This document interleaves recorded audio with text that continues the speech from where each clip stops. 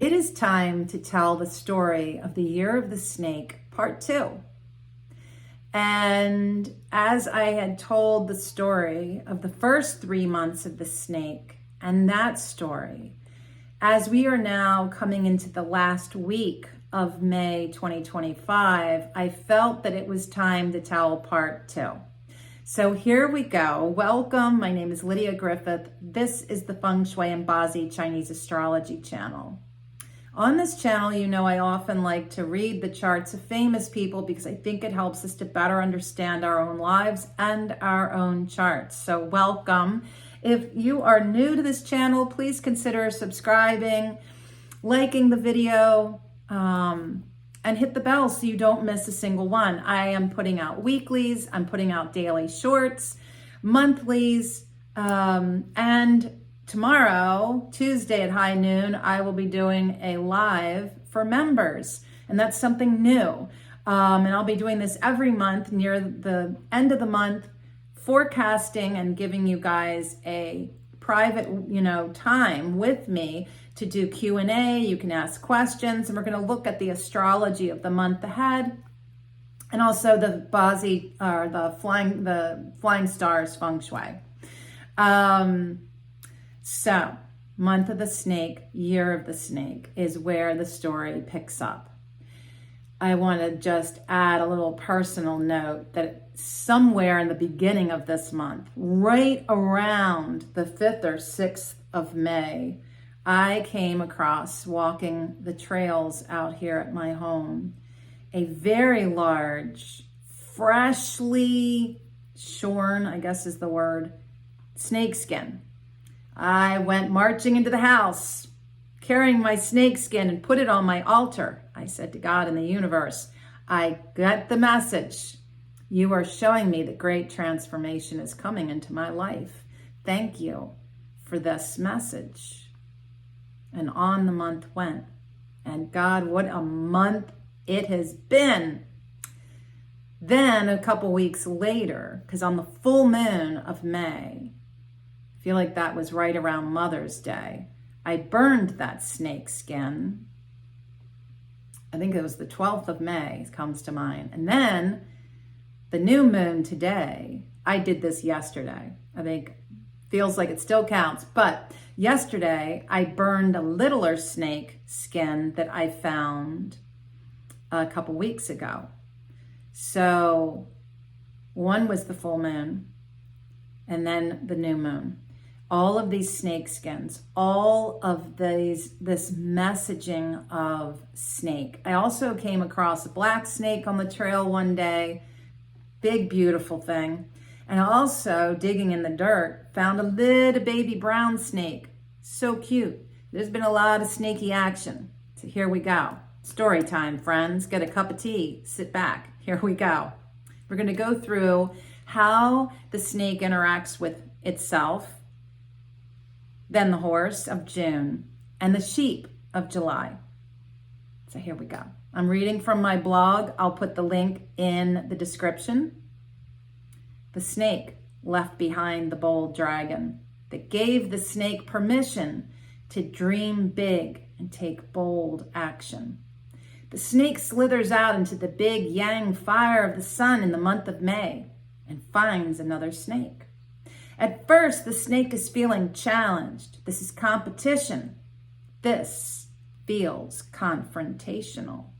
The snake tangle hisses loudly, our year 2025, like a great echo reverberating over our lives. Snake is feeling hot in this baking sun. Summer is rising in the sky mercilessly. He intuits that great transformation is coming. Despite the discomfort, the snake facing itself, right? Because it's not a second snake. It is its mirror. And actually, I'll pause the story and set it aside to mention that at that very window that you see back there, since I found out that I had to sell my house for financial reasons, and other reasons too, Ever since I got that message, a cardinal has been banging up against that window because it sees its own reflection and thinks it's competition. But it's also somehow feels like an omen of some sort, banging. And it has been a very intense last 10 days for me. And so it's the banging of the cardinal just feels almost like a ceremonial drum of sorts. Just wanted to mention that. Here we go. So the snake. Oh, here we go. Despite the discomfort, the snake facing itself realizes it must go through a transformation. The skin of the snake begins to separate from its body. It's like packing to move. It's like that goodbye from a lover you never wanted to hear. It's the job that brought security suddenly ending. It is that medical test coming back with unwanted results. So the snake spends the weeks of May sloughing until one day, with great bravery, and I would add acceptance and serenity, which comes after we've accepted what's going on, the snake slides out of its old skin of its previous life and feels into its new shiny skin, reborn to a new chapter.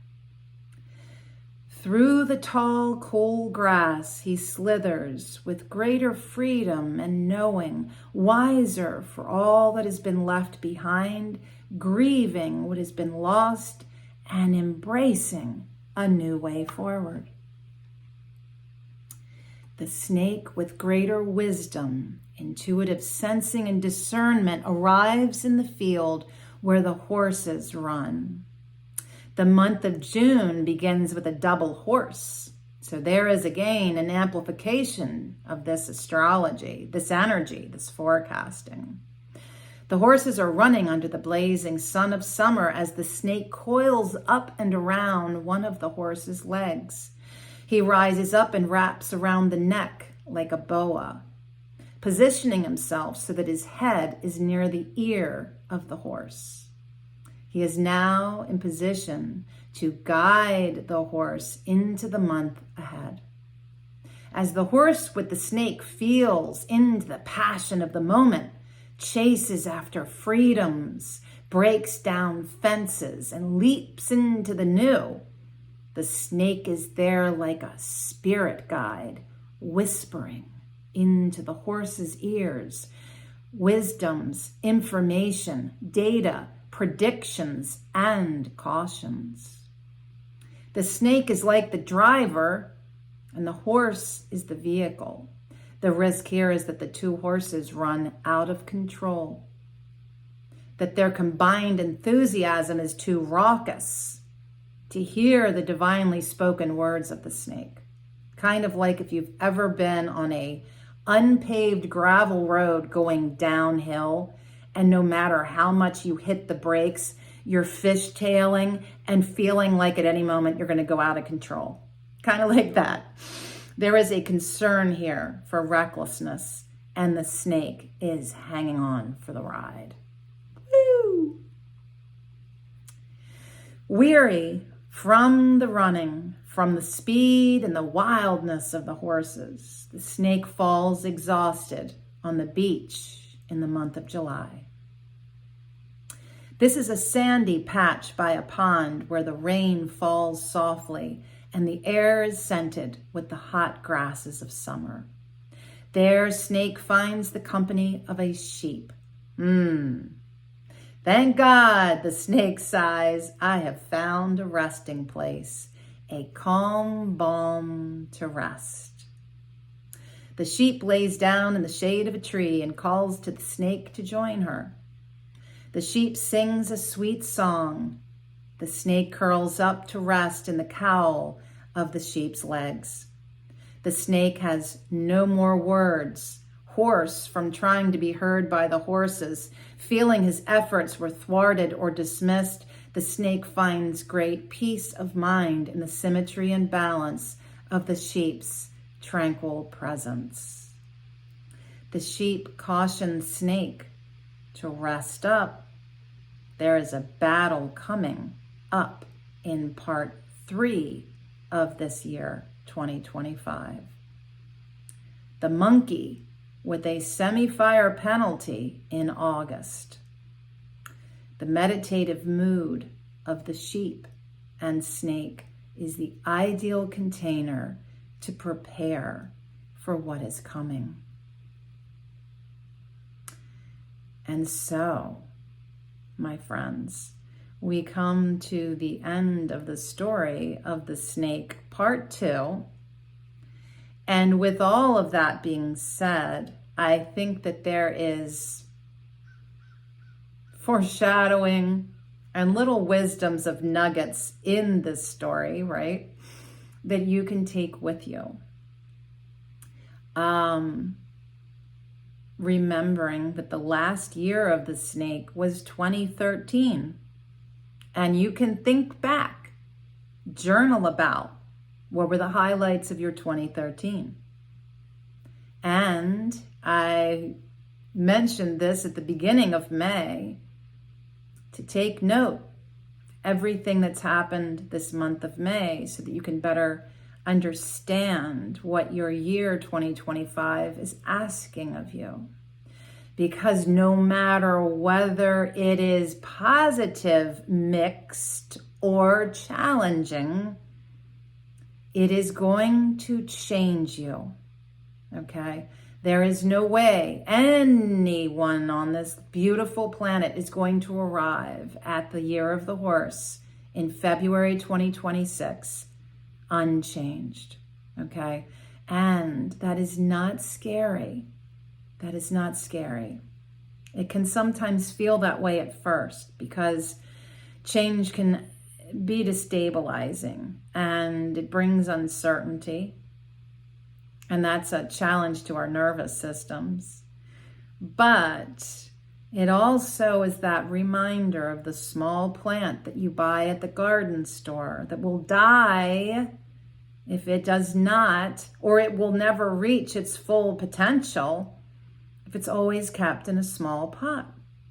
And I cannot tell you how many times I have moved in my life and moved into a new container. And as I spread my new roots, big things in my life began to happen because of that. And sometimes in life, it is necessary to come out of a comfortable, known container of a job, a home, a relationship, and move into something new.